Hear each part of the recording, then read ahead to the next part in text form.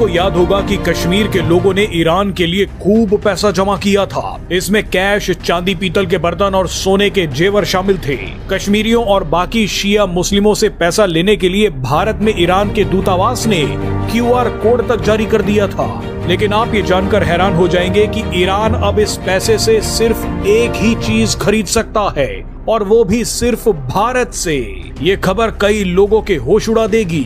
आप इसे भारत का मास्टर स्ट्रोक बोल सकते हैं। दरअसल सोशल मीडिया पर खूब बवाल मचा था कि कश्मीरी ईरान के लिए इतना पैसा कहां से और क्यों ला रहे हैं। कई लोगों ने तो यहां तक कहा कि दान की जा रही चीजों में से कुछ चीजें तो ऐसी लग रही हैं जैसी कश्मीरी हिंदुओं के पास हुआ करती थी। शायद ये वही बर्तन और आर्टिफैक्ट्स हैं जिन्हें कश्मीरी हिंदू पीछे छोड़ गए थे। लेकिन अब मीडिया रिपोर्ट्स के मुताबिक एक खबर आई है कि ईरान को जो चंदा मिला है, उस चंदे को ईरान अपने देश में नहीं ले जा पाएगा। कई लोगों ने शक जताया था कि अचानक इतना चंदा जमा कैसे हो गया, क्या इस चंदे का गलत इस्तेमाल तो नहीं होगा। इसी कड़ी में खबर आई है कि ईरान के दूतावास को जितना भी पैसा मिला है, उसे वो पैसा भारत में ही खर्च करना होगा।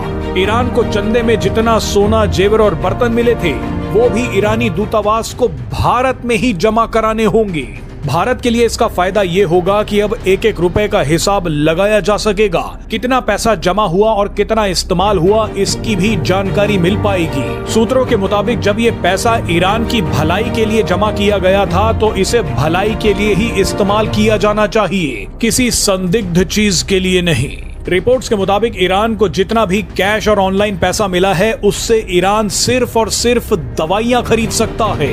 ये दवाइयां भी ईरान को भारत से ही खरीदनी होंगी, यानी भारत का पैसा भारत में ही खर्च किया जाएगा।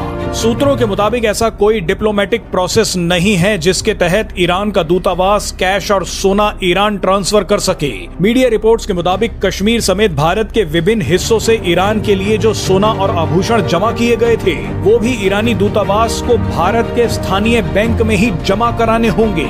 इन्हें जमा कराने के बाद ही ईरान को इस पर पैसा दिया जाएगा। ऐसी वस्तुएं भी ईरान का दूतावास ईरान नहीं भेज सकता।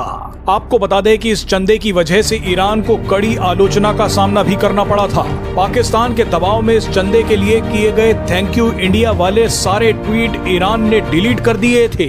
इसके बाद ईरान ने थैंक यू कश्मीर लिखकर ट्वीट जारी किए, यानी ईरान ने भारतीयों द्वारा दिए गए समर्थन को सांप्रदायिक रंग देने की कोशिश की थी।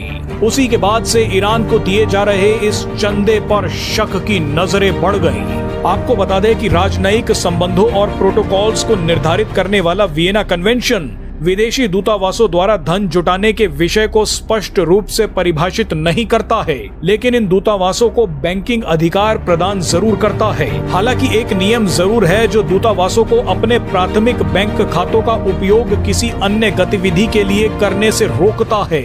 इसमें चंदा प्राप्त करना भी शामिल है। अगर किसी दूतावास को किसी देश में चंदा इकट्ठा करना होता है, तो उसे उस देश के विदेश मंत्रालय की अनुमति की जरूरत है।